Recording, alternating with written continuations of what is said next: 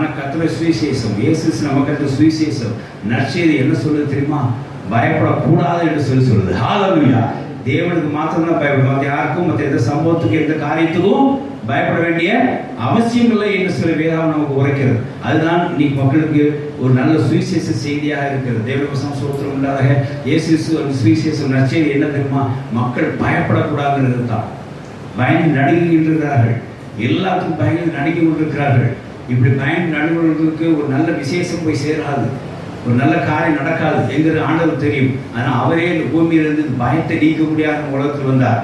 இந்த பயத்தை நீக்க முடியாத வந்த ஒரே நற்செய்தி இயேசு கிறிஸ்துவே. ஹல்லேலூயா. நம்முடைய பயத்தை போக்க முடியாத வந்த ஒரே நற்செய்தி, ஒரே சுவிசேஷம் இயேசு கிறிஸ்துவே. அவர் தான் நம்மளோட பயத்தை நீக்கி இம்மட்டுமா தேவனுக்குள்ள தைரியமாக வைத்திருக்கிறார். கர்த்தருக்கு ஸ்தோத்திரம் உண்டாதாக. ஏன்னா இந்த பயந்தவர்கள் பிற்காலத்திலே நித்திய ஜீவனுக்குள்ள பிரவேசிக்க முடியாது. வாசிக்கலாம் வெளிப்படுத்தி 21